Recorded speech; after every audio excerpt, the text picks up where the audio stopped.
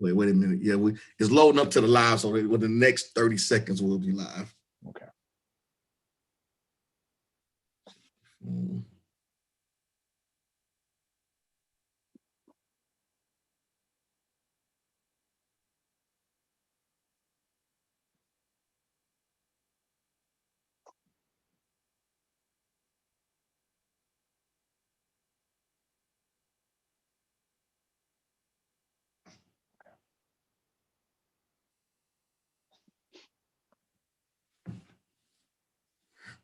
So we're live. I'm just waiting on brothers and sisters to jump in. Notifications just went out. So let me post this Pennsylvania on Facebook.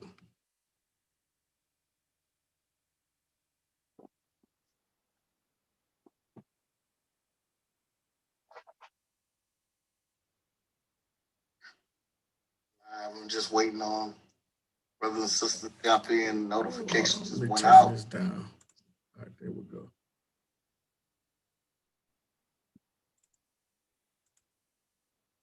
This thing here.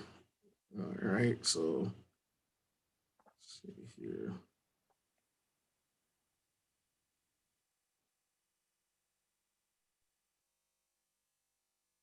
Yes, sir. Nice, pleasant Shabbat. Made it through the work week. This is definitely, man. So how was your week? Everything was going well? Yeah, it's hustle bustle. Those little windows where you and I would be able to have some exchanges that would be right between me parking and then, going into work. Because, it's better to be 45 minutes early than 15 minutes late. So Right. I have like that downtime in the car. And I said, you know what, let me scribble a little something and throw a few things against the wall. And I keep forgetting, you're like 3 hours ahead of me. So you guys are already up. It's pitch black. It's pitch black and, where I am. And then, the sun sets here. And well, today it's like 4:40. So we only have a small window by the time I get off of work. Listen, it messed me up because the first time that I went to California was, of course, it was like northern California. It was so northern. I don't know why they call it even California. It's a place called Susanville. Oh, I know where that is. Yeah, which is like near Reno and Sacramento. I'm like, it's like 2 things from like Sacramento or whatever. And I'm like, man, and it was a culture shock because I came out there out of high school, and it was my first year in college, and then I was a student athlete, so didn't want to during that time I didn't want to forfeit a year with the eligibility. So going from football to basketball, if you transfer as a in a Division I school, you lose the eligibility. That was they changed it, but during that time, so you either go to like a junior college or go to someone Division II. And so I was there because I had connections with a coach, and he was like, well, come out to California. So I'm like, oh, California, okay, it's cool. You get off the plane, he's like, well, you're gonna fly into Reno. I'm like, wait a minute, Reno? What if I was going to California? Oh yeah, we're not that far from Fresno. I'm like, oh, okay, I heard about Fresno. Man, I'll get out there that night and wake up the next morning, and I walk outside. Now I'm from Jacksonville, Florida.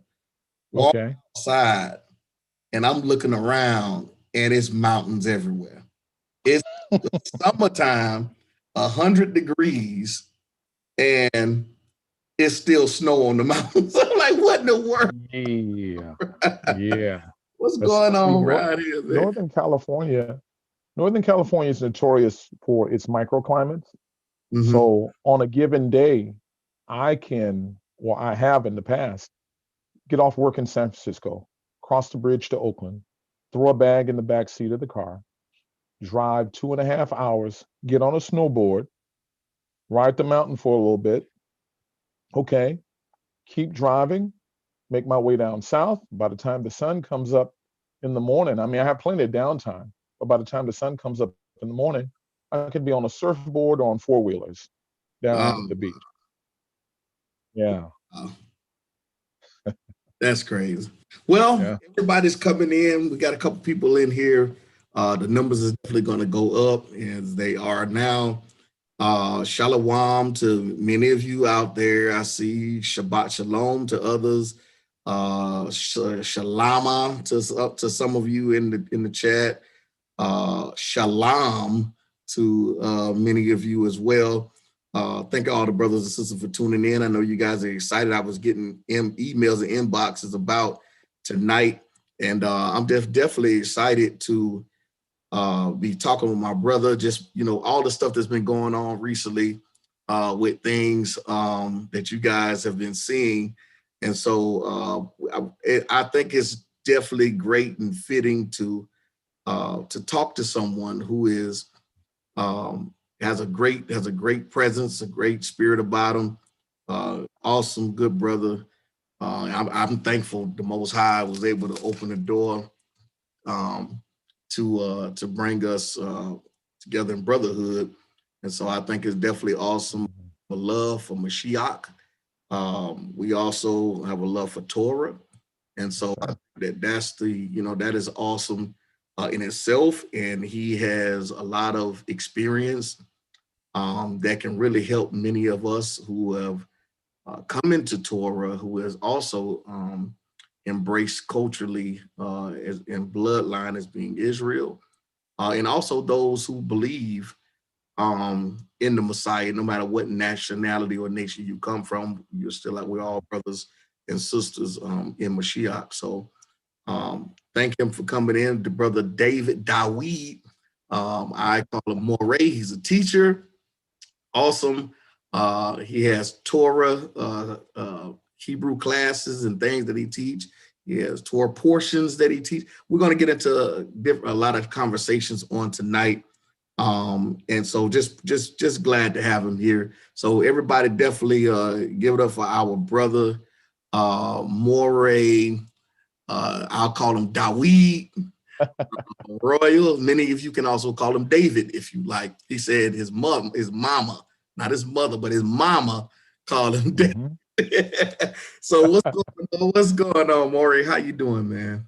Shabbat shalom to you, brother, and to everybody, and to all of the people that are blessed enough to be attached to you and to follow you. And I won't say another word without first saying thank you and showing my appreciation to you for your time, because first of all, time is a commodity that none of us can control or store up and save. So it's valuable and it's precious. So I appreciate you bringing a fellow country boy onto your forum, to speak something that will hopefully will be life to our brothers and sisters, to the nation as a whole. Absolutely. So where do we start? Where do we start? In the back room. Well, I tell you what, let's do this. Who is David? Who is David? How did you get to this journey of just really just in the language? And I know I know the backstory you was explaining, about it was 8-9 years old, just kind of take us on your journey from a youngster to now in who you are. Okay, all right. I will give you the mild and the paraphrase version. Of course, for those who can see me, if you take a look, you can see that I am not a spring chicken by any stretch of the imagination. Yah has blessed me this October 29th that passed. I saw my 51st year, 19 shy of the promise. So we're working on it. Hallelujah. I live in Oakland, California. I'm an electrician, a union electrician. But I am a native of Texas. I was born in Palestine, Texas. And for those that might not be familiar with Palestine, it's equidistant between Houston and Dallas, more in the Northeast. And Adrian Peterson, that's his hometown. So I don't think if it was for that, most people would be like, you mean Palestine in the Middle East, as they would say. And then also on a less brighter note, Palestine is also known for one of the shuttles exploded and most of the pieces fell in Palestine, Texas. That's like the grim side, but that's my town. I was Raised in Houston, Texas. We moved there when I was like 6 years old. And so I was schooled elementary, middle, and high. And I left from there and thought I wanted to go to college, sat in a class and realized that it wasn't what I wanted. Ended up in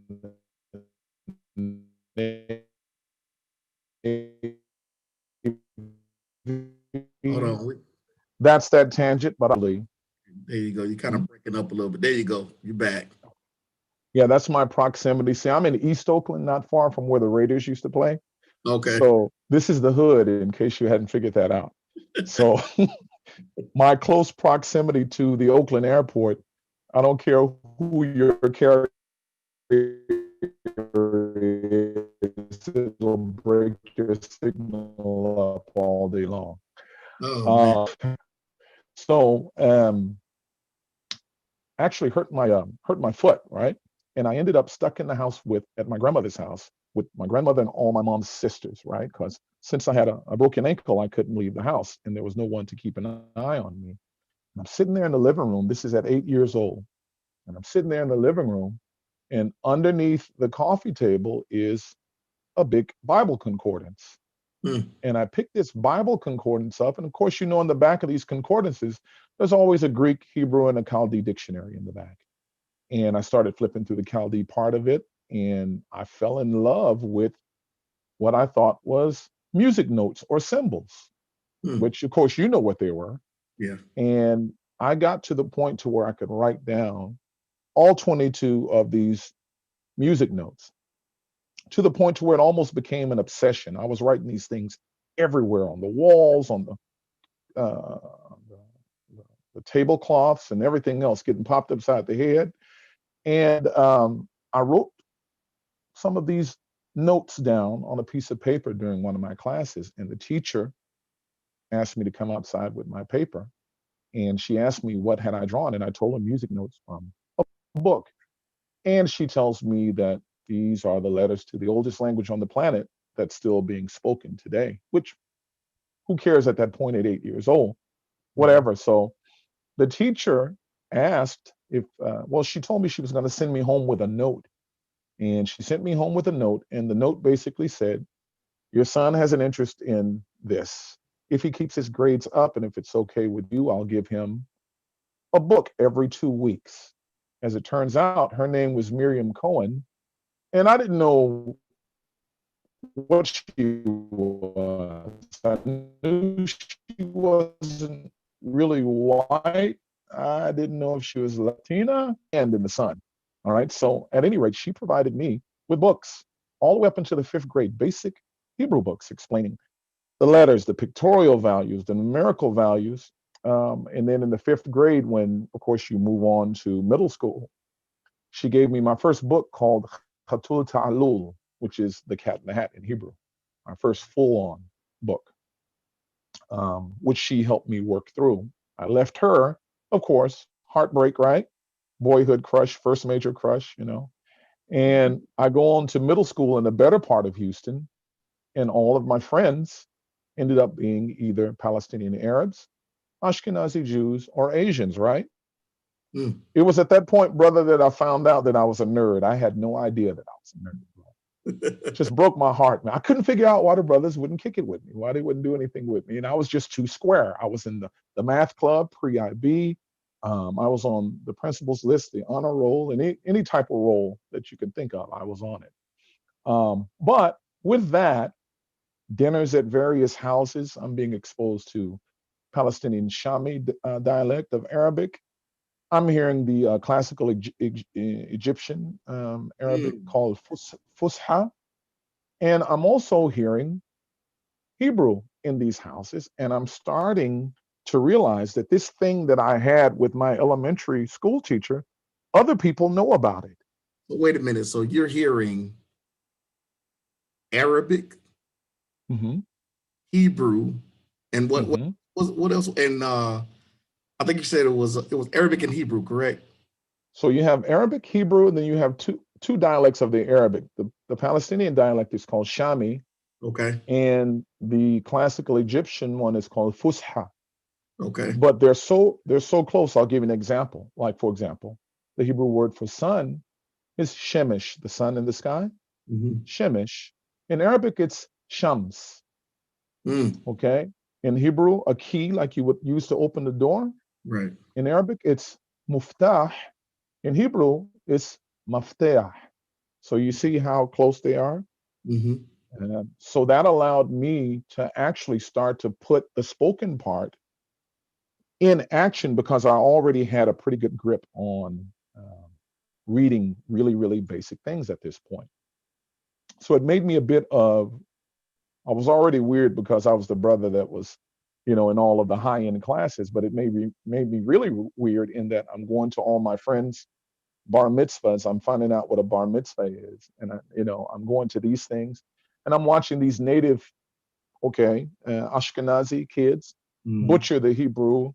My shoulders are twerking and it's like, oh my God, And I'm sitting there in the seats like, holy cow, who taught this guy how to read? So fast forward out of 3 years of middle school, I wanted to get into this high school called Bel Air in Bel Air, Texas, which is a subdivision right outside of Houston or within Houston. But you could only get into Bel Air on what was known as an M to M transfer, minority to majority transfer, okay? And your grades had to be through the roof. No problem. My grades were through the roof. But, I'm sure you've heard something like this. We weren't poor, bro. We were po, just P-O, And, I was never dirty. But my fear was that, these people are going to smell the poverty on me because I've seen pictures of the school. I've never been near it, but I've seen pictures of the school. Well, sadly, my father ended up going home to be with Yah that year, which this was 1985. And it, kind of compounded a situation that was already tough because, he was an older guy. He was considerably older than my mom. And because he was, old fashioned, she didn't really work and get a lot of job skills. So when he passed away, it made things really, really tough. So at any rate, I end up filling out the application, crossing my fingers, and I get in. I get into Bel Air High School where I wanted to go. So one small problem was that I missed the first 3 weeks of high school because I had a late case of the chicken pox. So I missed the first 3 weeks, which is typically very critical. And by the time I show up there, I get off the bus in front of this high school that looks like a university. These kids are being dropped off in cars that I can't even pronounce, Maseratis and Rolls Royces and, the whole gamut. Well, at any rate, I finally get enough courage to walk into the main office, and the people are really nice.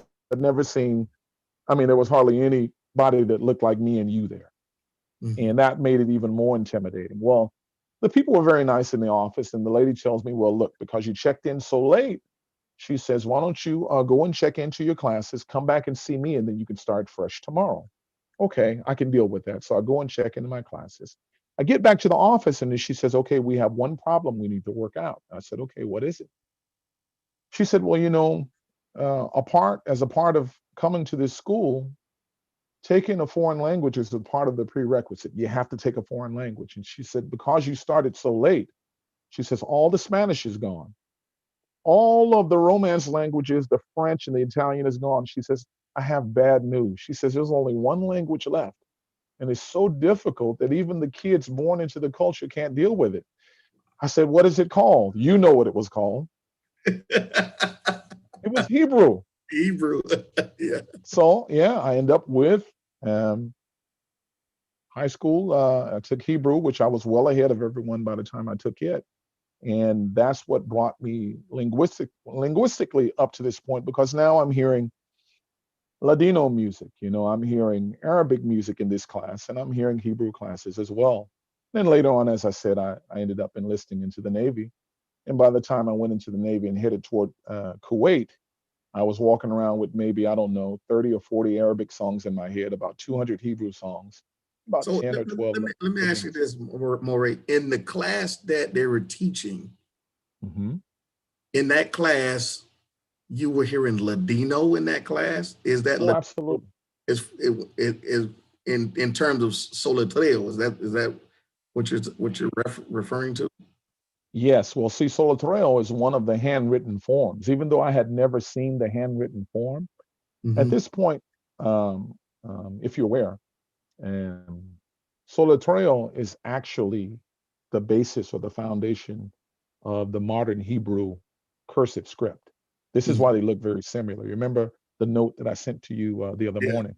We That we gonna hold. We'll hold. okay, okay. I don't want to jump ship here. This what we'll do. So okay, let's set some ground rules here. So Okay. we won't get into. We'll Uh-huh. save this for later. We won't get Okay. into anything referencing the pews. Okay. Right. Oh no, no, no, no, no, no. This my spider senses was tingling. I had enough to figure that out. So we'll save that for another Yes, sir. Yes, because sir. we got going I on. get So let absolutely, okay, well absolutely. go ahead, finish. Go ahead, finish. So yeah, I have all of these. So the reason why they played Ladino songs and Arabic songs and Hebrew songs is because, of course, you have big names in music in Israel during the 80s, like the Egyptian singer. It's a guy whose name was Farid al-Atrash. He was very big, and a lot of Israelis listened to him, even though a lot of them didn't understand the Fusha that he sang in.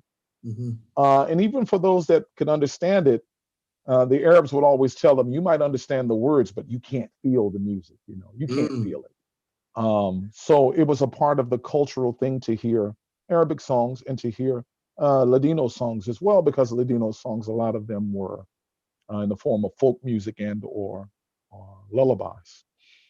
So yeah, that's what took me to that point. And in the service, I didn't hear a spoken word, let's see, of Hebrew for about 4 years. Wow. But standing guard and or on watch, guess what I did? I whistled, and sang every Hebrew, Arabic, or Ladino song that I'd ever heard in my life. So if you have it in your head, Mm. I've always been told that no matter how weird it sounds, your brain needs to hear it come out of your mouth. And if you do that, your ears need to hear it come out so your brain can hold on to it.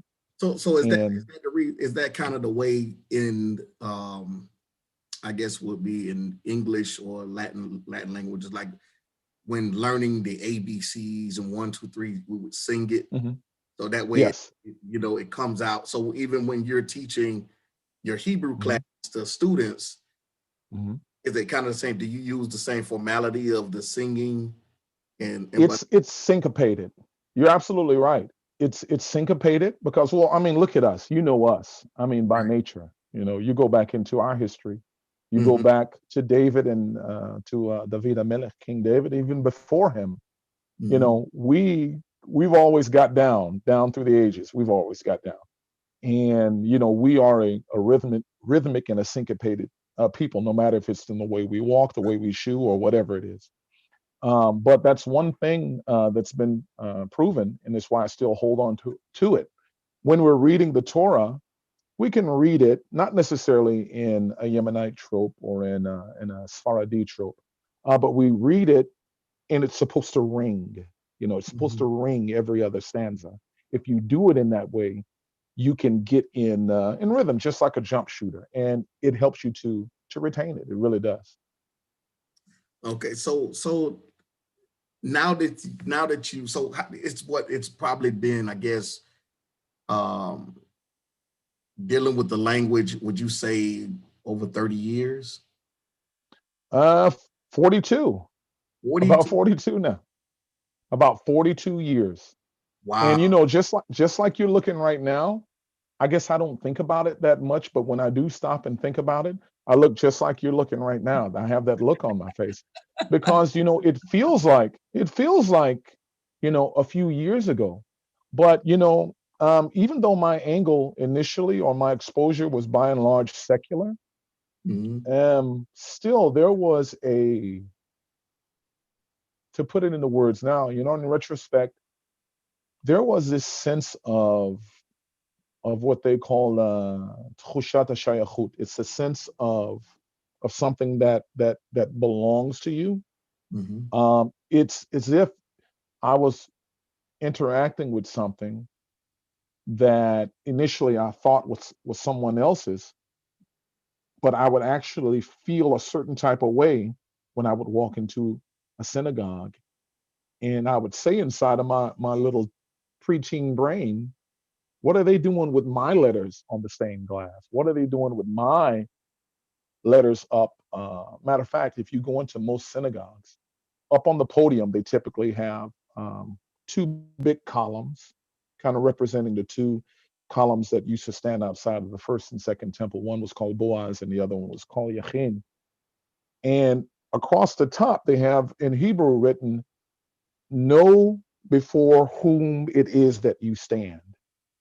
And the first time that I saw those words, it's like something, just burned into me, as if I need to take possession of this. And from that point on, I always considered it as mine. And I'd never heard of a Hebrew root. I'd never heard of a messianic anything. I'd never heard of anything until I got kicked out of my last Bay Area church, which was about 7 years ago. So wait a minute.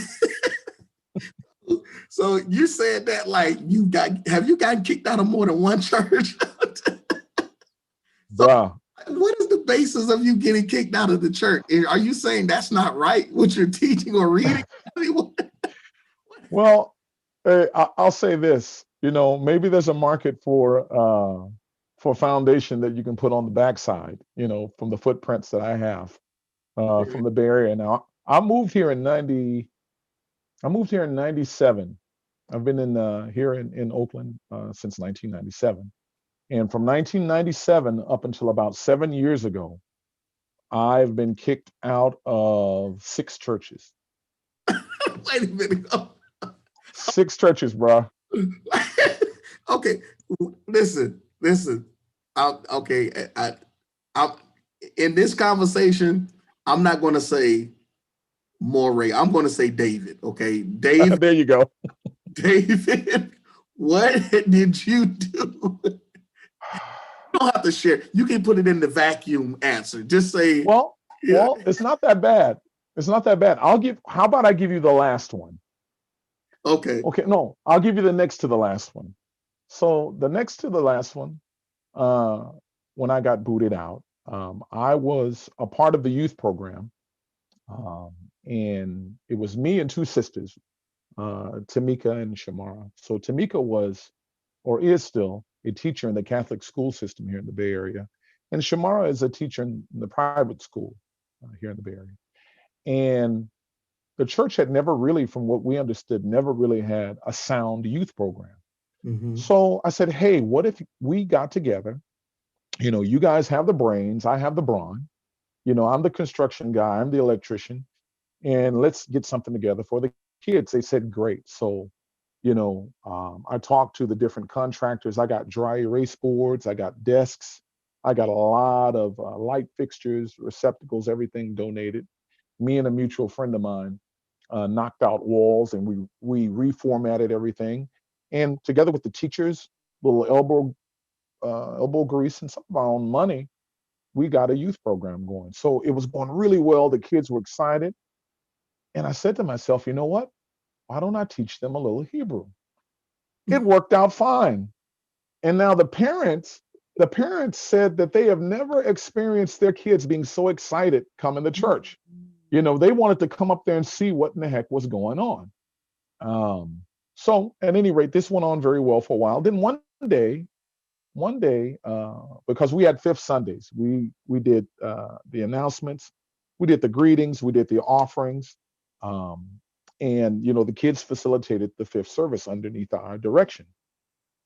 Well, one of my rules was don't hand a kid a handwritten letter. He or she is already nervous, standing in front of 400, 500 people. Don't hand a kid a handwritten letter. Well, this is kid Christopher standing up there reading, and I'm behind the curtain off to the side, cracking a joke with somebody, and I noticed Christopher got quiet. So I stick my head out of the curtain, and he's standing there, and his hands are shaking. And I'm like, somebody then gave one of my kids. So I start stomping my way across the stage. And I take the note out of his hand. And someone had, sure enough, had brought him a handwritten note. And it looked like hieroglyphs, right? Because this person should have been a doctor, whoever wrote it, right? But he said, we have visitors. And I guess he gave the note to the people, and they all wrote their names down, and the names were in Hebrew. So these people were a bunch of Israelis who lived in the town down south near the Gaza border called Sderot. And because there was a lot of those Katyushas, those Scud missiles falling, a lot of them came to Israel, came to the States for, like a month or so to seek asylum or whatever. Well, these people got lost. About 20 white people got lost, and they thought they were they were looking for a synagogue, but they saw a church, a building with a big dove outside and on the sign, and they came inside, and they're buried in the middle of this sea of black people. So I take the note from the kid, and I had already been warned now, all right? Keep in mind, I'd already been warned uh, not to Judaize because, I'm talking to people about eating clean. I'm talking to people about Shabbat and whatever. So I'd already been warned a couple times about Judaizing. So at any rate, I'm like, okay, well, these people, let me welcome these people. So I move the kid to the side. I take the microphone and I start by saying, רציתי לספר לכם, ברוכים הבאים, אנשים יקרים, and I'm going on and on and on and on and on. And the people are looking at me like a cow looking at a new fence, right? Not the Israelis, but my people. Wait, I don't know if they think I'm grandstanding. I don't know if they think I'm grandstanding or what, but this is how it happens. So of course the Israelis are excited, that someone knows what they're saying, and immediately they're asking me, can you tell me where the synagogue is? And I tell them, give me a second, I'll come down, I'll give you directions. Well, anyway, we were all called in a little bit after that, and I was scolded for grandstanding and showing off my as I was told, my 20 or 25 words that I know in Hebrew. And about a week after that, I was shown the door because a lot of kids were going home questioning the meals that were being put down in front of them about clean and unclean. And I got beat up over Mark chapter 7 and Acts 10 and Acts chapter 11. So yeah, those are the type of reasons. So you got so you got beat up. I mean, well, you got warned for Judaizing. I'm surprised that you didn't get labeled an infiltrator. That's one of the reasons. He's trying to infiltrate and proselytize the church. He's trying to Judaize the church and stuff like that. But do you think if you were maybe an Israeli, do you think that you would have been shown the door or kicked out? No, because, and I can tell you, I know that a lot of these houses of worship, when it comes to, look, I get it. You're a shepherd, and you know that you have to, whether it's you or whether it's you and others by committee, you have to be careful, with what comes through your doors, or especially what falls into the ears of your people. I get that. I have no issue with that. But a lot of these houses of worship operate in the same way, in the Bay Area at least, in that there's always a big fish in a small pond. So if anyone gets any type of feedback from the people in a positive way, it makes these certain types feel uncomfortable and or threatened. So either you'll get warned a couple times and then you'll get removed. Because case in point, on my last expulsion, like 1492, on my last expulsion from my last church, it was for the exact same reason. And the pastor, this was a mega church, and the pastor told me that he had to fix what I had done because I'd confused a lot of people. And here's the deal. For what he put me out for, he actually encountered a friend of mine who was an older Ashkenazi lady. She believes in Yeshua, like we do. Mhm. But he encountered her, and he was so enamored with the things that she could tell him that they gave her 10 straight Mondays. Okay, Monday is usually their day off. He gave her 10 straight Mondays, and him and his brother drove from like 50 miles away to sit at her feet. And he actually, I was told, he actually preached some of the things that I had said to the congregation, but yet he kicked me out. Now he could accept it from her, and I had to tell him straight up, face to face. I know why you could accept it from her. So yeah. But it's our people. Our people, man. Absolutely. Hey, Italians, hey, I got a lot of Italian friends, but a Roman is a Roman is a Roman, my man. Right, right, right. So, Yeah. so okay, let's kind of shift a little bit. Okay. The picture, I put up, of the Torah scroll stretched out. Let's talk about that. When the scroll, Mm-hmm. what does it say to you when you're looking at the scroll? Not the words, not the characters, not the language, but if you see the scroll, Mm-hmm. is it any different from when you see the Bible, or Mm-hmm. is it the same? It's nowhere near the same. It's nowhere near the same. I'm going to give you an analogy. Okay. Okay. I've been on the freeway many times on my way to wherever.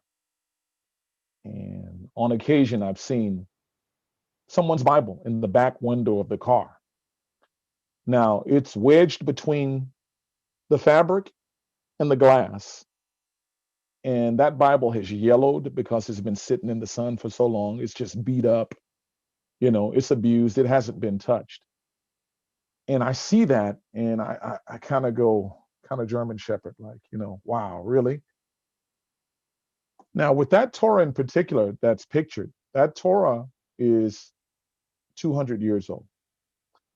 It is, if you put your nose um, to the paper, it's actually it's lambskin, so it's still a little pungent. Okay. Right.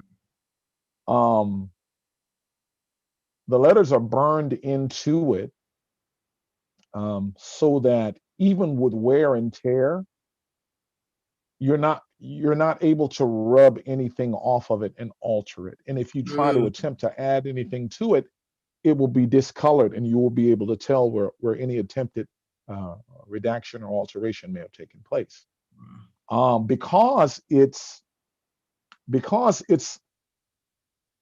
on the skin of something that once lived, um, and just the weight of of understanding that if you and I truly believe, we hold this up, and we always say in the congregation after the Torah is read, I'm holding it up, and then I lead the audience and I say, "V'zot Torah asher sam Moshe lifnei bnei Israel al pi Adonai." This is the Torah that Moshe placed before the children of Israel from the mouth of Adonai and by the hand of Moshe. If we really believe that, more than just saying it, we'd never put it in the back window of a car. We'd mm, never use it to prop up that gimpy coffee table that's in our house. We would never treat it that way. So when I see that, because I believe those words to be true, and because I believe that those are the words that came directly from the mouth of Yahuwah, right from his mouth, I see an extension of not only who he is, right, in written form, but then I look at myself, because I'm not perfect by any stretch of imagination. I don't walk on water. None of us do. right. But when I see it, I see an extension of his person in written form. But when I look in the mirror, I see proof of that being the truth, because I know who I was 10, 20, 30 years ago. Yeah. And it works. Man. So let's talk about other picture that I saw. We were talking in behind the scenes about Mm, the reading of the Torah and how mm, the witnesses are making sure that you're reading it carefully and accurately for what mm. it says. that moment, and again, I saw others commenting, and I was there today. It was flawless. How important is that? Just tell us about that. What that experience? What is that about? Why are they standing around? Just kind of get into that to the details of that. Okay.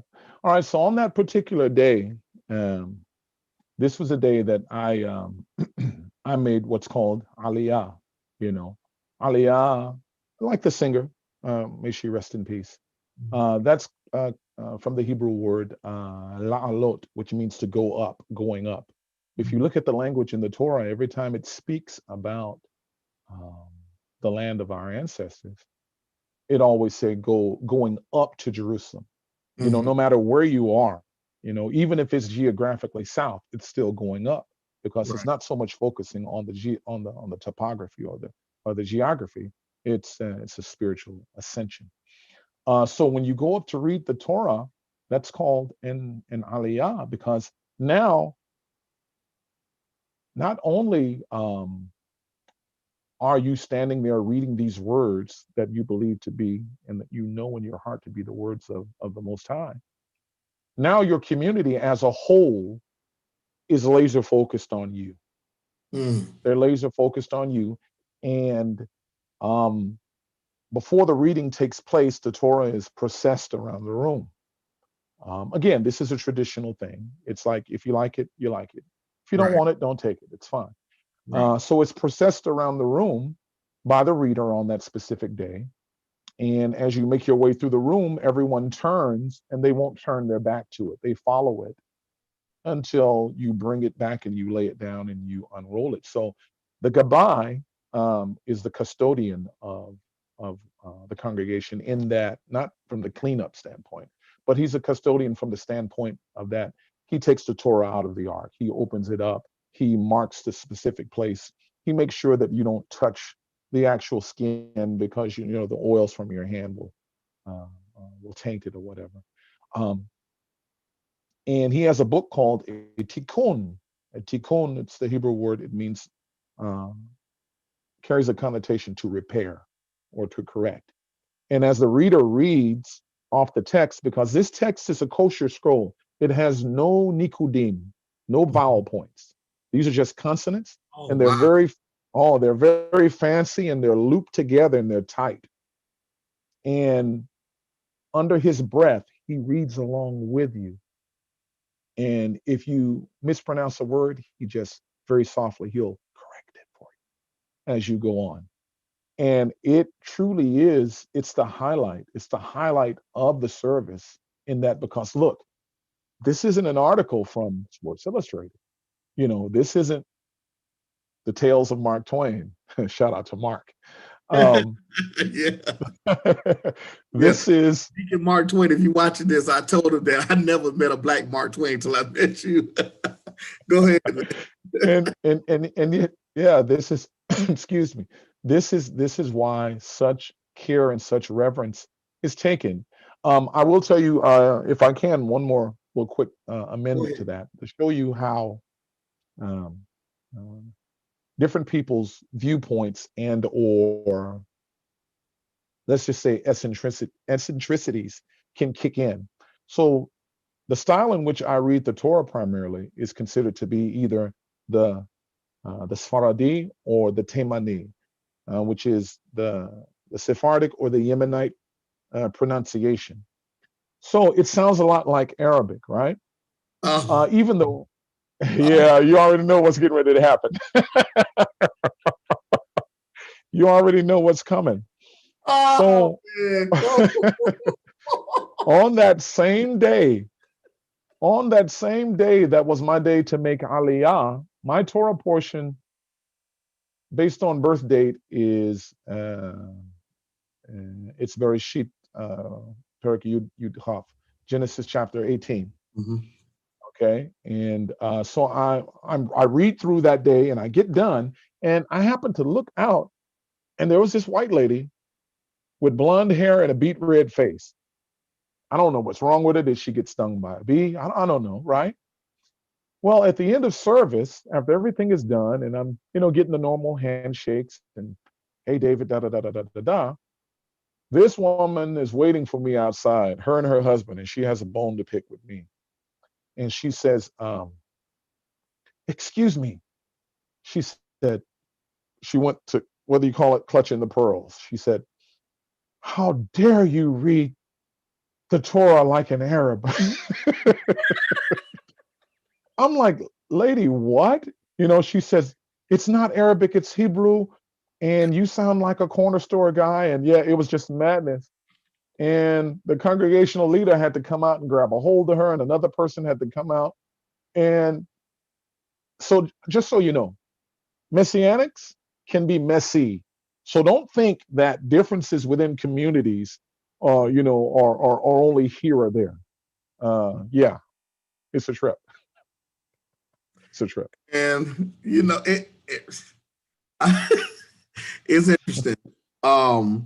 So let me ask you this: your experience to Israel. I saw, just the pictures and things like that. So, what is it? A is it rare to them? Because I know that there are other brothers and sisters who are a part of the Mona community in Oh Israel. yeah. Mm-hmm. So, but is it kind of rare for them to? Was it a rare thing for them? Were they kind of surprised? Because I guess they probably thought that you were. I'm pretty sure they're familiar with them, but when you were there, did you have conversation? In Hebrew and things like while you was there, and did they know you were from the States when you came there? Yeah, well, they know we're different. First of all, of course, just to look at you and I and to look at an Ethiopian, there's a marked difference. I mean, I don't know what your stature is, but I'm a very dainty 6'4" and about 260 pounds. So Yeah, dainty. yeah, So when they see you and I, versus a smaller Ethiopian with, not being flippant or anything, but like the small set of teeth and the little curly hair, they know we're not the same. They look at our body language, they look at our flavor, right? They know we're from the States. They know, they knew that I wasn't Demona because of I don't have uh, an accent. If you talk to me on the phone, you'd never know that I'm a brother. You'd never know. You'd think I was an Israeli. And of mm-hmm. course, I had to get that information from other people because I don't observe myself or Right. listen to myself speaking. So they knew the difference. Now, um, I've been, if it wasn't for Corona, this year would have been my 8th straight year. I've been there about 16 times.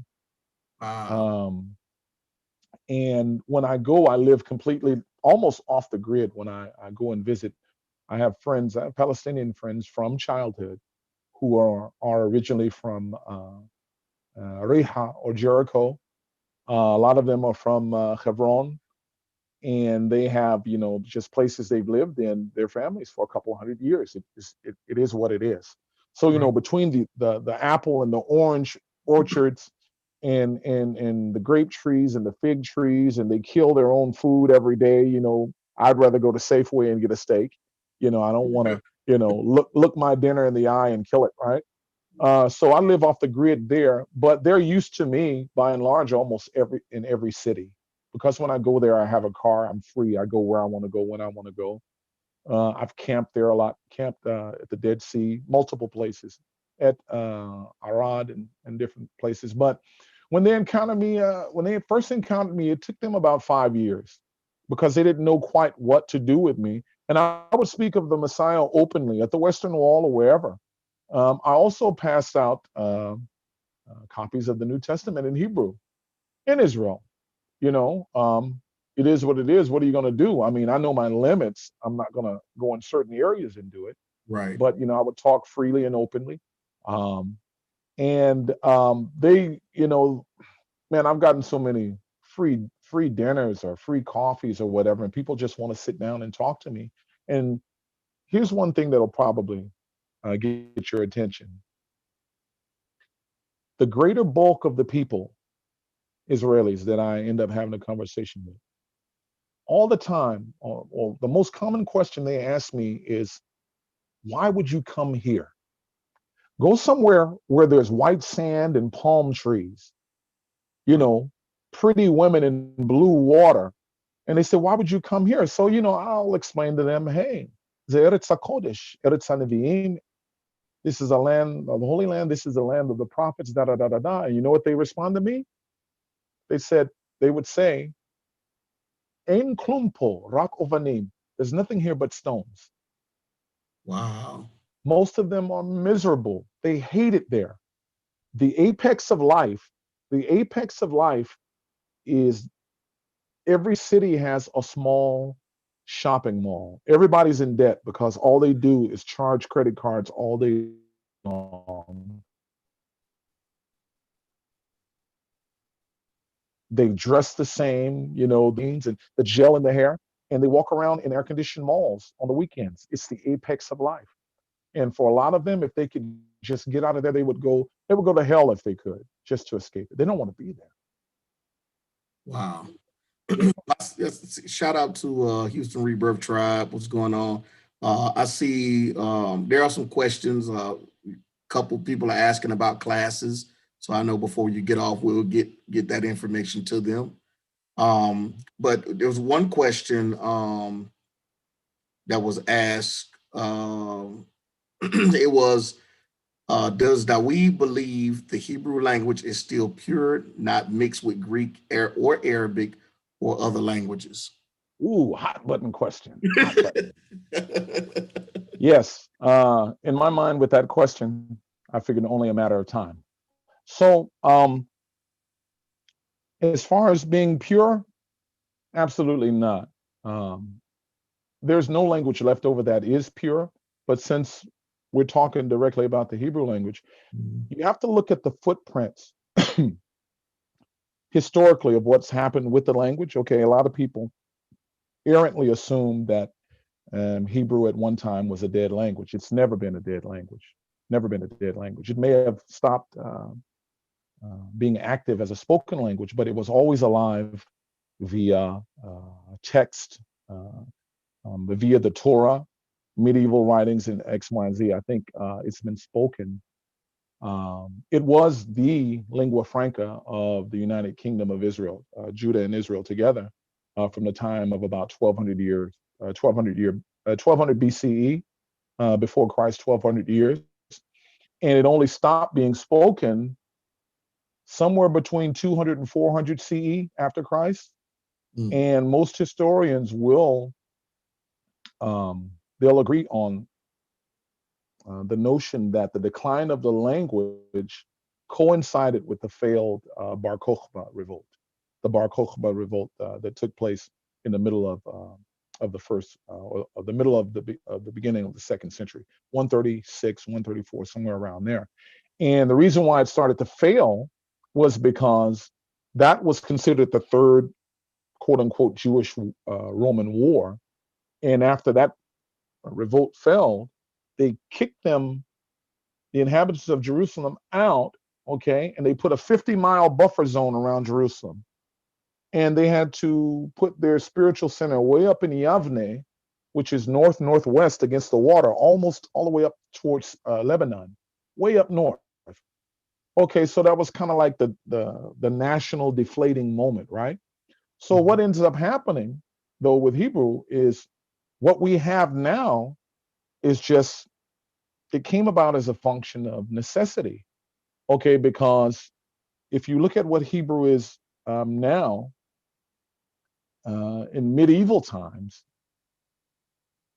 whoever the people were, we don't have to fight over who's who and who's what. I'm sure that question will come up too, but the people who had access to the language and had access to most of the texts, okay, they wanted to start writing poetry and prose in Hebrew. They wanted to start writing their own fledgling epics and or novels in Hebrew. But here's the problem. You can't write a meaningful piece of prose literature or an epic novel in a language that's so old that it can't relate to modern things. I'll give you an example. Do a little Bill Cosby picture page here. Is that okay? Yeah, that's good. So let's say, for example, you want to tell someone in modern Hebrew, hey, I like you, right? So you say, hey, ani ohev otach. Ani ohev otach. And that's simple. You're literally saying, I love you, right? You're literally saying, I love you. You're not saying I like, you're saying I love. Why? Because there is no word for like in modern Hebrew or biblical Hebrew. Mm-hmm. Now, what's the option? What's the other alternate? What's the other option beside this? The other option is to tell them, I like you in classical biblical Hebrew. You know what that is? It's too long. I'm not going to write it. But you know what that is? You would have to say, At motzet chen be'einai. You find favor in my eyes. Mm. Who talks like that anymore, right? Right. Now, it's beautiful because it comes from the Torah. Mm-hmm. But if you want to write modern things, you want to put a flair to it. And there is no flair in something that's considered Shakespearean. Okay, so what they did was, in order to update it, they infused it. It was the inhabitants of Jerusalem actually that really pushed it at the time in the 18th century. What they did was, you had those that identified as Sephardic, who spoke Ladino and Arabic, and also an amalgamated form of Judeo-Arabic. And then you had the Ashkenazis, who spoke their Yiddish creation from the 9th century, which is a combination of Old High German and Hebrew, right? Mm-hmm. But they couldn't communicate. So they put together a little piecemeal something just so that they can have a communication. But then later on, Eliezer ben Yehuda, you know the story about him. I think the brother who has thoughts, camera, action. Yeah. Mm-hmm. He did a thing, and he interviewed the guy's grandson, who I had an opportunity. I had about an hour with, not an hour, but I had, Henry and I both had some FaceTime with this guy to ask some questions. But what ended up happening was, they took some French, English grammar and syntax, put it in there.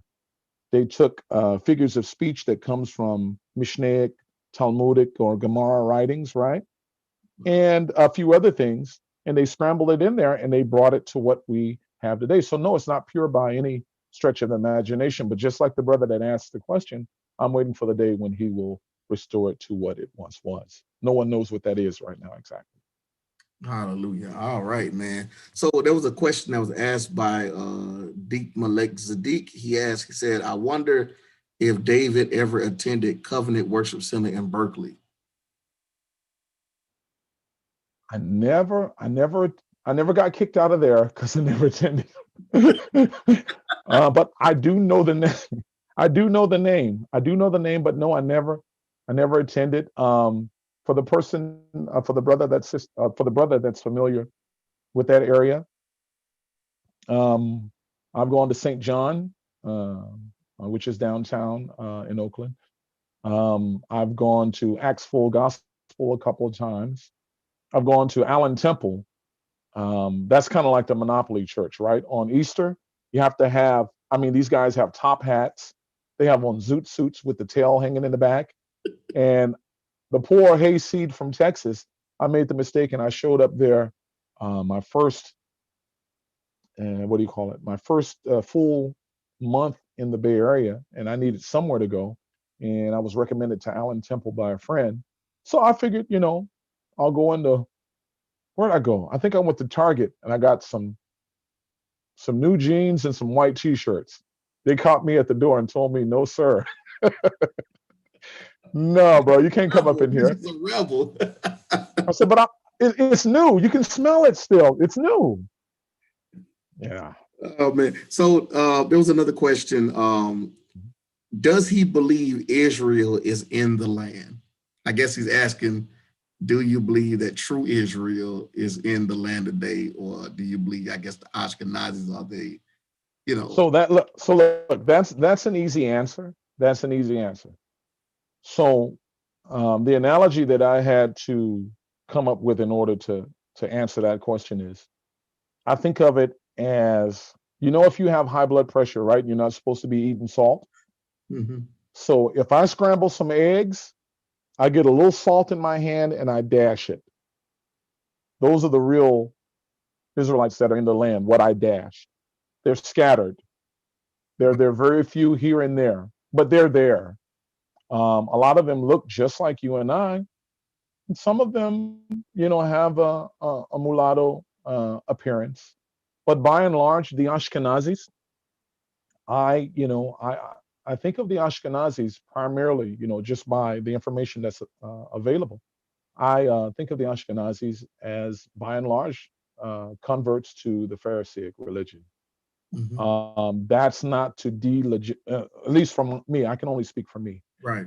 In my mind, that's not to delegitimize them in any type of way, because look, you and I can't help who we were told that we were or who we were told that we weren't.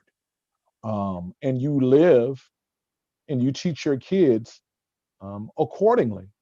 Um, the only I don't have an issue with making that statement. I guess my concern within our community is that, I want to say this tactfully. Go ahead. You I got think you got the floor, man. in some cases, I believe that we're so we are so possessed by the need to say you're fake. You're not it. You're an imposter. Mm-hmm. And I guess my thought would be, at the end of the day, how constructive is that going to be? Yeah. What bridges will that build? Because again, the word says that I will bring them and have them bow and prostrate at your feet, and they will know that I have loved you. So he's going to handle that. Yeah. He's going to handle that. So I don't need to placate. I don't need to placate anyone, or I don't have to necessarily go super easy and baby anyone. Right. But I don't really have the energy and really the time really to rail in that situation. If the conversation comes up, it comes up and it has to be had. But I think there are a lot of energies that can be placed um, to better use. To better use. I'm there with you on that. I definitely believe that and whatnot. So I'm with you on that. So I that's why I say the floor. Go ahead. You can have the floor. So with that, let's kind of get into, I guess, this conversation here about in the translations that we have. Mm-hmm. Are they close to let me say this? What are some of the biggest, I guess, misconceptions or wrong teachings that we find today within the Israelite community that may not necessarily line up with what's in the Torah in Hebrew per se? If that question correctly, if you kind of understand what I'm saying. I do. I follow. Now, a lot of those things don't necessarily reside within our community. They actually, well, no surprise, they actually reside with the Ashkenazis. Okay. Because there's that particular rigidity when it comes to halacha. The way to walk out Torah. Just one for the sake of an example would be Genesis chapter 18, where it starts off. It says Avraham Avinu, Hu Yoshev, he's sitting in the tent, Kechomayom, in the heat of the day, and he looks up and what? He sees Shlosha Anashim Nitzavim Alav. 3 men are walking toward him, right? He runs out, he bends himself down, he prostrates, all right? Prostrates all the way down, puts his face on the ground, literally, okay? And then he beckons them to come on and on and on. So now the big thing about don't eat meat and cheese together. Right. Because it's supposed to be against the Torah, right? Well, there's a problem.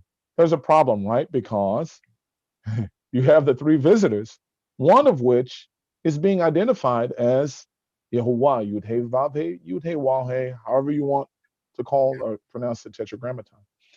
And Abraham sent Sarah off and tells him to make some bread, girl, make some jiffy, put that in the oven, right? Sends off for the young boy to run around the corner, and he says, get a nice little lamb, rach vatov, tender and good, and bring him.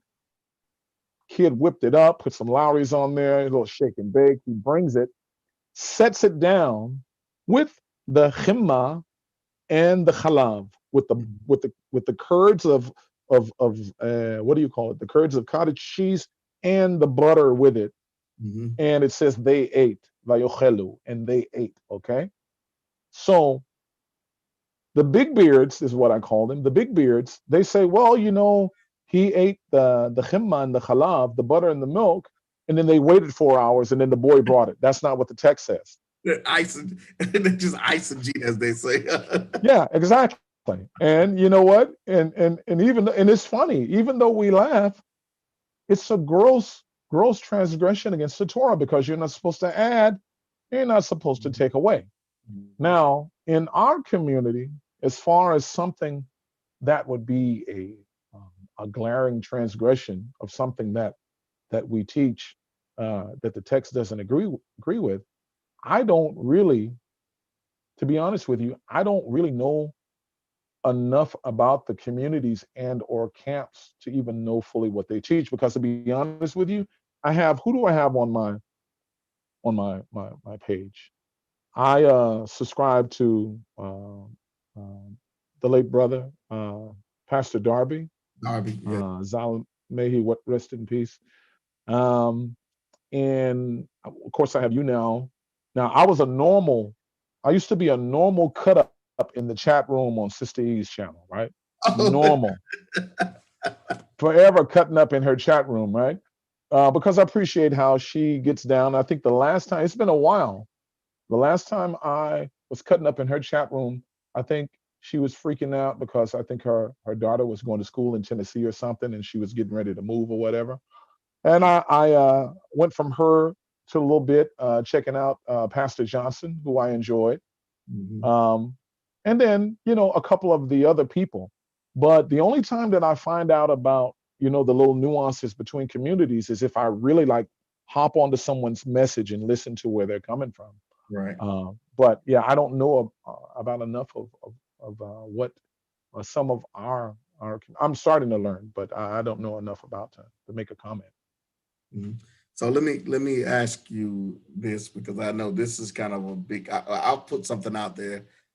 This is a big thing in the Israelite community of Deuteronomy 28 and 68. And so I know, just looking at the Masoretic rendering of that verse in the King James, it kind of doesn't translate correctly to me. Looking at it from that aspect, what are your thoughts, or what does it say in the Hebrew regarding 28 and 68? You know what? I'll tell you what.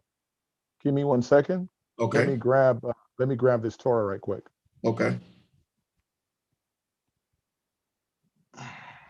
All right, family. If y'all got any questions, we got probably about 10 more minutes with Moreh, Dawid.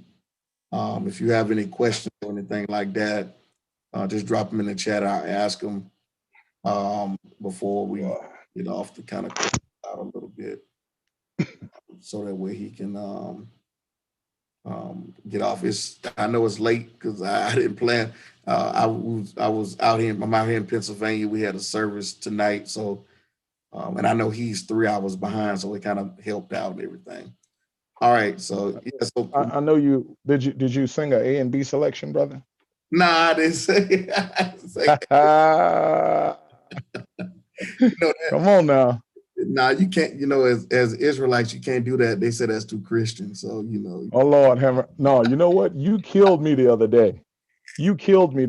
I saw something. I watched a little snippet, and maybe it's about 15 minutes long, and you said something about people being worried about everything being worldly. You said you ain't seen no holy house of groceries or something. Yeah. I was like, this brother is on one right now. So Oh yeah. so let's see what Deuteronomy 28 and 68 says. So That's kind of a chapter and verse that many use to justify, well, not just what many use to declare that with uh-huh. the Israel. So, but I want, I want everybody to hear the rendering of it in the Hebrew to see, because it deals with the buying and selling part Right. of it. So, Well, yeah, and I wasn't aware of Deuteronomy 28. I was just like anyone else when it came to the quote unquote Old Testament. The number one thing was to read through it and get it over with, right? Who wants to read about blood and gristle and giblets and stuff like that? you know, right. and it was just one of those pass through things. But once it was brought to my attention, it's like, well, holy cow. Well, okay, so we're here 28. You said 68? Yes. Okay, so it says, Vehishivcha Adonai Mitzrayim, and Yud-Heh-Vav-Heh will cause you to return. Now, it says Mitzrayim. It just says Egypt, right? But it Mm-hmm. does not have the prefix le in front of it. With the lamed, the Mm-hmm. prefix le means two, to, two Mm-hmm. or for something.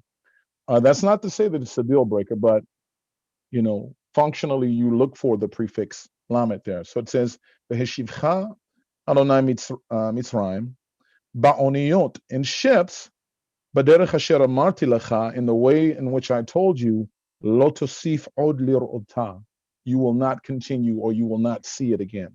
So you will go, or Yud-Heh-Vav-Heh will cause you to return Egypt Mm-hmm. on ships in the way that I told you that you will not continue to see again. Okay. And then the last part, and I guess this was probably the linchpin for a lot of people, it's the verb here. Mm-hmm. Vehit makartem. Mm-hmm. Vehit makartem, the root being mem kaf resh, Mm-hmm. means to sell, right?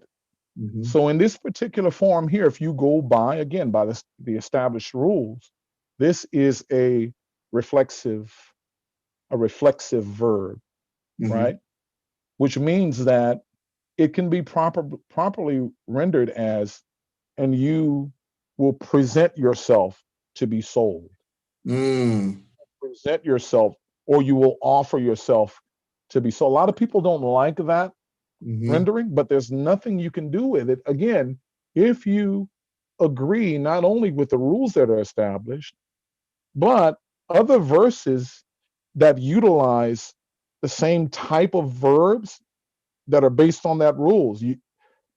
I guess, in other words, what I'm trying to say is that if 9 out of 10 times it's good for you and it works, you can't be against it if it doesn't fit your agenda necessarily. Right. Now, the last part of it, v'hit makartem sham leoivecha, and then, to be sold there, leoivecha, to your enemies. Okay, leovadim leshivchot, to serve as like midwives or maid servants. The ein kone, the ein, and there will be no kone. Now, most people would translate kone as someone who buys. Now, in the modern Hebrew language, that is liknot, kone liknot, to buy. Mm-hmm. Now, the contrast, if you're looking for something to contrast, you could look at kone and you could look at vehit makartem, because vehit makartem is to offer yourself or present yourself to be sold.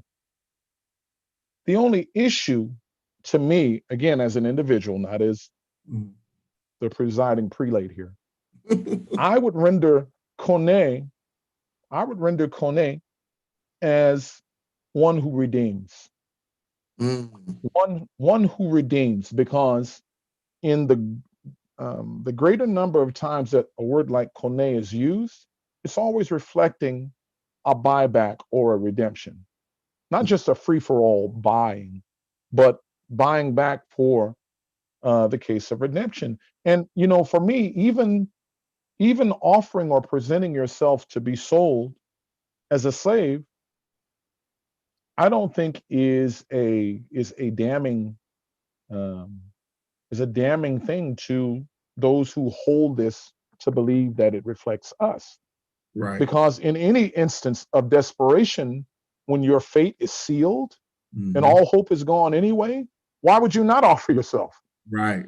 Right. To be sold. Now, detractors will say also, they will point to a recording by Flavius Josephus, right, who said that after the sack of the second house in 70 AD, he said that they were brought some back Israelites on ships. Some of them were taken. A handful of our folks were taken on ships, and that the markets were flooded in X, Y, and Z. Still, that doesn't mean anything. And the reason why it doesn't mean anything is because, look, you can't have your cake and eat it too. And I say that because there is a concept called Gizrat Shava.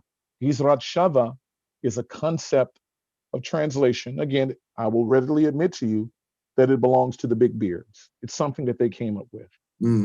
Okay, but Gizrat Shava, basically,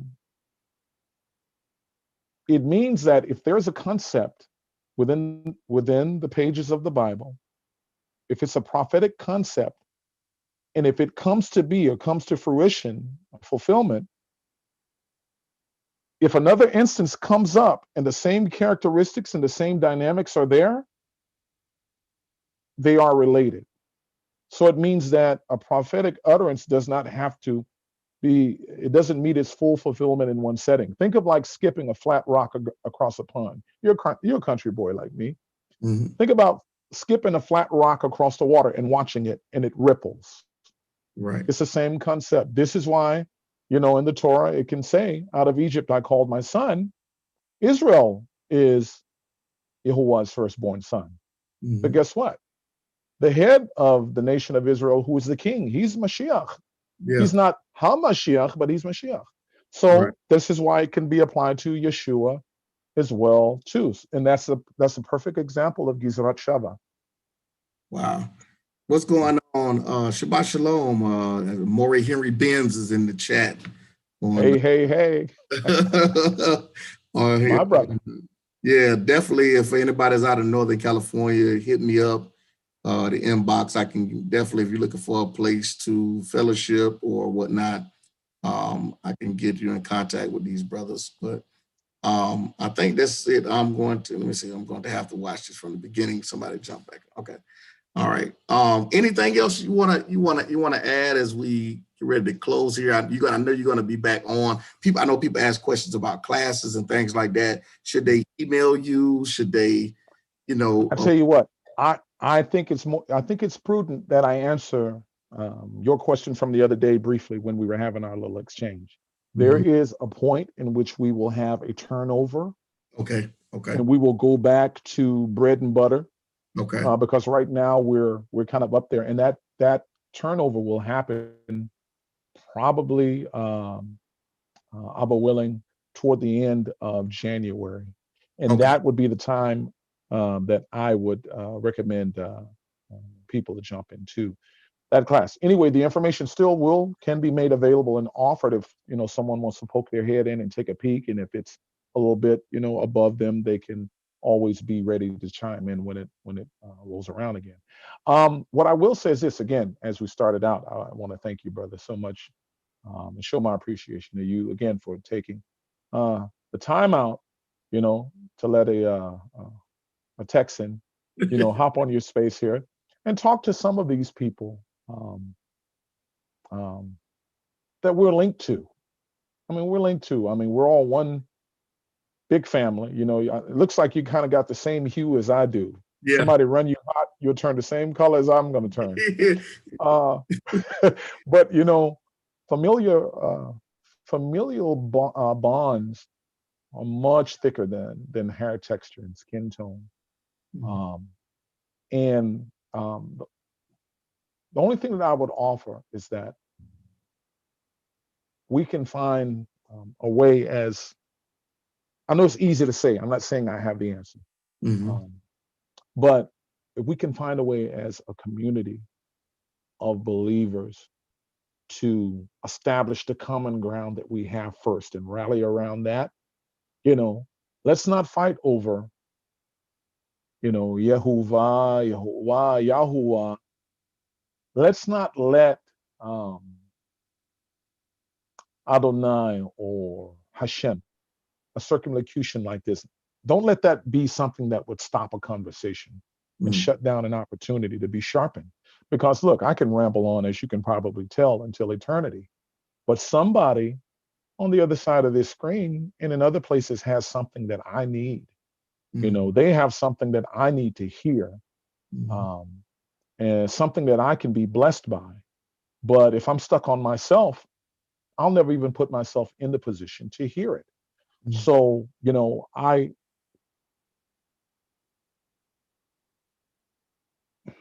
know what it's like, to try to get something off the ground. And we're not building this, of course. We're the tools for this. Right. This is powered by the Most High and by His Ruach HaKodesh. But we can't get off the ground, if so much of our energy is being used on who's who and who's not who. I get the point. We're all angry. We're all upset. We've been displaced. We've been robbed. We've been stripped virtually naked. We've been through the ringer. But by the same token, when we think about that, how do we bring about that Malchut HaShamayim that Yeshua talks about, the kingdom of heaven? How do we bring that about? How do we bring that into fruition? Great. Embrace who we know we are. This is no doubt. This isn't in question. Embrace who we know that we are, but then let's let those words on that lambskin, right? Let's let those words transform us. Let it change us, right? From glory to glory into the image of His Son. Let's be those walking, living examples. Because guess what? We can point all day, but if we start living and our naked trees are pregnant with fruit till the branches are hanging on the ground, guess what? There's no denying. So let's be those trees, and we can have the sessions to where we push back against each other, but let that be a smaller part of the equation as opposed to the common ground that we do have, that we know we know the stock that we come from. We know who and whose we are, and we know who our Mashiach is. Let that bind us. And let's term, I think, that a lot of you guys are using, and I love it as a construction guy, let's build. Yeah. Let's build. Yeah. There was a question, and I think that everybody is probably, I even had this on my mind as well, about, it was talking post-COVID, would he be interested in planning a trip with brothers and sisters in the States who want to go but need guidance in learning the land rather than blindly, I guess, respectful, I guess they were asking about. I know you go to Israel, you've been to Israel, more than a dozen times. Would you be interested in having, I guess, kind of like planning a trip post-COVID, Absolutely. whoever would Absolutely. like to go to Israel? For whoever did ask that question, even though I don't believe in that stuff, you must be mildly psychic. As long as you're not related to Miss Cleo, it's all right. Pastor Henry Benz, my good friend and brother locally here, we are anticipating that break in this COVID, whatever this thing is. And he is already, I think he's number 3 outside of myself of people that I'm going to take on a small trip. I've done it before. As a matter of fact, I'll just give you an example of just a little bit of the cost. So I went last year, and I was there in October, and I went with me and 4 brothers from my congregation. Couple of Latino guys, 3 Latino guys, and 2 complete characters. One was old and crotchety, and the other one was young, and he got on everybody's nerves. He was jumping off of rocks and doing everything. It was crazy. But just to give you an idea, we went we flew from San Francisco to Zurich, to Switzerland, and then from Switzerland to Tel Aviv. We had 9 nights there, so we spent 4 nights in the Galilee area, and we had a car, and we hit everything in the Galilee area. We went north all the way up to Akko, to Tzfat, to Haifa, everything around the Sea of Galilee, all of the spots that you would want to see, right? Then we went down, up, but geographically down to Jerusalem, and we stayed in an apartment right there in what's called Merkaz Ha'ir, or the city center. And to give you an idea, we never used the car in Jerusalem because we put it in the garage, and we could walk out of the front door of the apartment and through the Lion's Gate of the old city in 4.5 minutes on foot. Okay. When we did drive, we went down south toward Beersheba. We went down toward Dimona, where Moreh Brown's cousins are. No. And you know, we hit all of the spots. We went to the Dead Sea and we floated, and we did all of those things. Now, we did not slum at all. We did not slum. We ate very well, and we had a rental car, and we all did that, each one of us, for about it was like $1,100 a piece, a little less than $1,100. Wow. That's splitting costs of everything. Oh wow. And that include the trip, or that was once you got there? That was for the whole thing. Because again, we drove ourselves. We drove, you know, I drove us around everywhere. I took us where we wanted to go. For those who wanted to see the more touristy places, and who wants to get drug around the churches all day, right? They're beautiful architecture, don't get me wrong. Right. But you can do that in the after hours. So I'm the back roads person. I'm the off the beaten path. I take you to the places. This is authentic. Mm-hmm. That's commercial over there. This is really Kasr el-Yahud, the area where the crossing actually took place, because you can stand at Kasr el-Yahud, and you can hold the Torah in your hand. You can look slightly southwest, and you can see the big clump of palm trees, and you can see Jericho in the background. Okay, you can look south. You can see where the city that was called Adam is, right? And you can look back north, and you can see the end of the Kidron Valley, which are the mountains from the Dead Sea that roll all the way up into Jerusalem. So you can actually, the text comes alive right in your hand. So yes, that is something that we can definitely build and talk about moving forward, and we can actually make happen. You know, so let's put that on the thing as a to do. That would be great. Hallelujah! Shout out to Sarai, aka Eric Riddick. What's going on, man? He says, he asked me. He said, "Moreh, where did you find this Moreh? He's different." All praise to the Most High. So, bless that brother. Bless that brother. But definitely, you know, I thank you for coming on. You're going to be definitely on more. You want to give your YouTube channel out or whatnot? Yeah. You know, I haven't been on it in so long. Last time I looked, I think you had maybe like 4 or 5 videos where you was kind of. Yeah. It's been a minute. I've been neglecting it. But if you give it out right now, I'm pretty sure your subscribers probably going to jump. We got about 75 people in the room right now, but that's because it's late. So more than likely, we'll probably overnight get about 100 or so subscribers. So they looking. So if you give it out, costing you. Well, you'll find me listed as D. Glynn Royal, and the picture. The picture is some ashy hands holding a red rose. You can't miss it.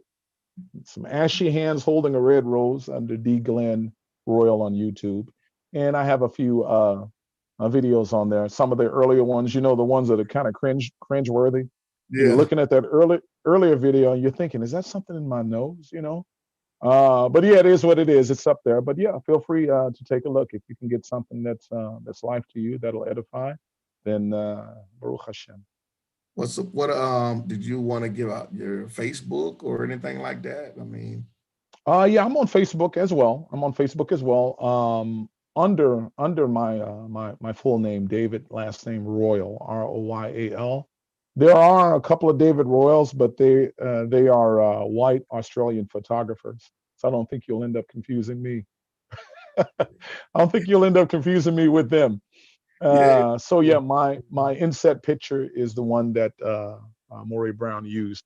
You'll see me with my back turned, holding up a okay. Torah scroll. So Y'all, I'll post this information in the after the video. I'll post it in the message group, so that way you can just go back and check the message, and his pages will be in there. Some people say they want me to put it up or post a link or whatnot. So I'll do that. I get that to everybody. If you are friends with me on Facebook, then you can just look under my friends and type in David, and his name it'll come up under my friends list, and you can send him a friend request as well. So shout out to uh, my brother, to our brother, Hebrew linguist, and he's definitely we both tonight we're fighting to hold back some that'll be coming out in the next few days or whatnot. Be on the lookout for a panel discussion as well.